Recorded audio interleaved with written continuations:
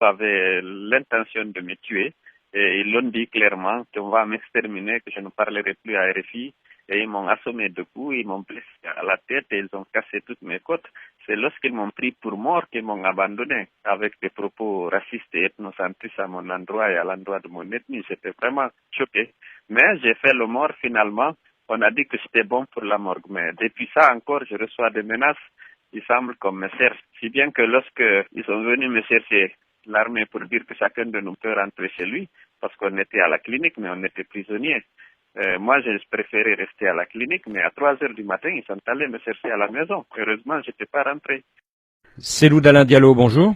Bonjour. Comment allez-vous? Je vais beaucoup mieux. Je voudrais profiter de cette opportunité pour adresser mes condoléances à tous ceux et à toutes celles qui ont perdu de proches pendant ces événements du 28 septembre. Moi, je me porte beaucoup mieux ici. Je suis en train de me traiter. Si je suis loin d'eux, c'est en raison de mon état de santé, mais dès que la situation va s'améliorer, je vais retourner en Guinée pour me joindre à eux et pour continuer le combat. Et vous êtes toujours hospitalisé à Percy, au sud de Paris? Hospitalisé à Percy, où je reçois des soins vraiment de bonne qualité. Et a priori, vous devriez sortir dans quelques jours? Oui, probablement vers le week-end. Quelle est pour vous la priorité aujourd'hui? La priorité, c'est de traduire devant les tribunaux compétents ceux qui sont responsables du carnage qu'il y a eu lieu le 28 septembre. Alors pour cela, il faut identifier les responsables, non?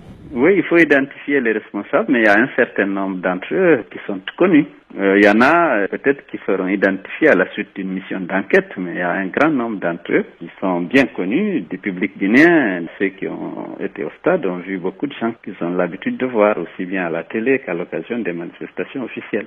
Et à qui pensez-vous? Il y a beaucoup d'entre eux. La mission a été conduite par l'aide du camp du président de la République. Toumba Diakité. Oui. Et à votre avis, il faut que les responsables de cette fusillade soient arrêtés, c'est ça? Il faut arrêter ceux qui assument les hautes fonctions de l'État. Ils ont la mission de protéger la vie des Guinéens.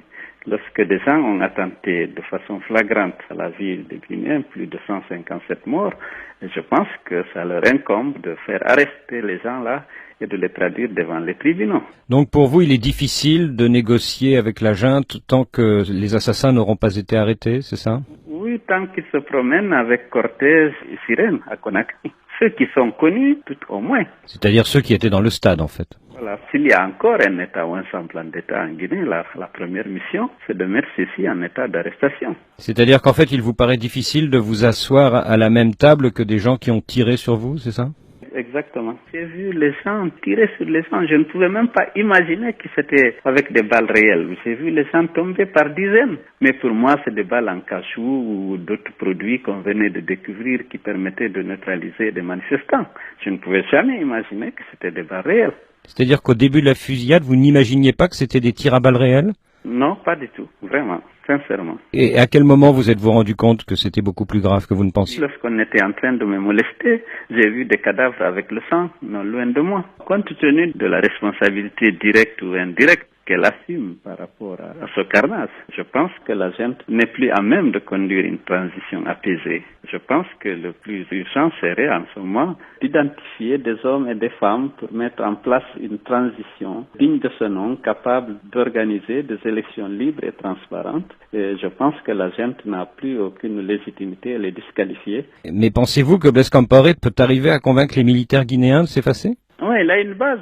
C'est que le capitaine Dadis a pris cet engagement déjà devant le peuple de Guinée et devant la communauté internationale. Et c'est sur cette base que le peuple de Guinée l'a soutenu. Parce que s'il n'y a pas eu fusion de sang pendant le coup d'État, c'est parce que tout le monde a estimé que son programme méritait d'être soutenu. Mais dès lors qu'il renonce à cet engagement majeur qu'il avait pris, je pense qu'il pose problème et que le médiateur a cette base-là pour lui dire, écoutez, vous êtes un soldat, vous êtes un militaire, eh bien vous avez donné votre parole d'honneur, respectez-la. Et si la junte refuse de s'effacer? C'est en ce moment qu'on aura besoin de la communauté internationale qui va peut-être arbitrer pour assurer la transition. Et quand la France évoque une intervention militaire internationale, qu'en pensez-vous? Ah oui, pourquoi pas? Parce qu'on a parlé de forces d'interposition. Je crois que les forces vives ont inscrit ça dans le cahier de revendication qui a été remis au médiateur. une force d'interposition afin de préserver la paix et d'assurer la sécurité des citoyens et des leaders politiques. Une intervention de ce type pourrait être dirigée par la CEDEAO ou par l'ONU? La CEDEAO ou l'ONU, qu'importe, l'essentiel est qu'on ait une force qui puisse s'interposer et assurer mieux la sécurité de la population, y compris des leaders politiques. Afin que vous puissiez être protégé pendant la campagne électorale? Voilà, absolument. Mais beaucoup disent que vos divisions à l'intérieur de la classe politique guinéenne facilitent le maintien au pouvoir des militaires. Non, je ne crois pas. Si les militaires avaient maintenu leur engagement d'organiser des élections libres et transparentes, sans y prendre part, en jouant un rôle d'arbitre neutre et impartial, il y aurait certes des contradictions entre compétiteurs, mais il n'y aurait pas de problème de fond. Est-ce que la répression sanglante du 28 septembre ne rapproche pas de facto Sidi Touré, Alpha Condé, vous-même et tous les autres opposants guinéens? Oui, le premier déclic qui a rapproché tous les leaders, c'est lorsque le capitaine Dadis a dit qu'il veut se présenter. Et à partir de là, nos dissensions internes sont atténuées, sinon ont disparu. Et bien sûr, la répression du 28 septembre ne fait que renforcer cette unité. Cellou Dalein Diallo, merci.